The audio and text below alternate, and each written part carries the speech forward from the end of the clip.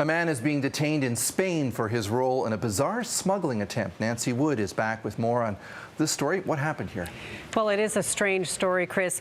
Essentially, an 8-year-old boy found curled up inside a suitcase at the border of Ceuta, Spain. Now, this was a pedestrian crossing from Morocco to the Spanish North African enclave on the coast. A 19-year-old woman had been pulling the suitcase, and what happened was guards thought she looked a little uncertain of where she was going, so they had her come over, put the suitcase on the scanner, and they saw the human outline inside. Now, they immediately opened the suitcase, and the little boy, Abu, was able to speak. He is okay. They say he was in bad shape, though, at the time, but able to speak. He's in the custody of child protection authorities.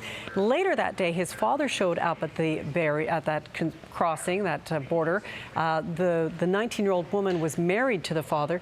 The father confessed that he tried to have the boy smuggled in. The father has Spanish residency papers, and he wanted to get his boy in too, and he will now face charges of human trafficking.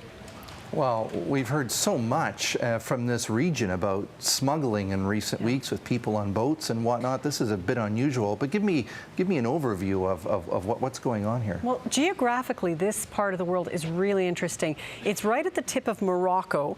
So across the Strait of Gibraltar, and it's one of two tiny territories. There's Ceuta and there's Melilla, and they are port cities that are officially Spanish.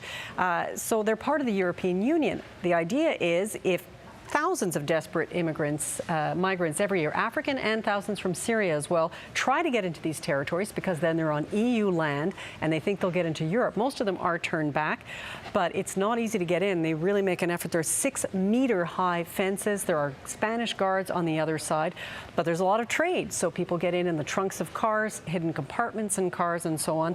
A lot of people have tried to get in by sea, just going along the beach and into the water, but Spain has actually put up fences into the sea. We had a boat carrying 800 migrants capsize back in April. Now, interestingly, Morocco's asking the UN to give those two tiny bits of territory back to Morocco, and if that happened, maybe the smuggling of migrants there would slow down. All right, Nancy Wood here in Vancouver tonight.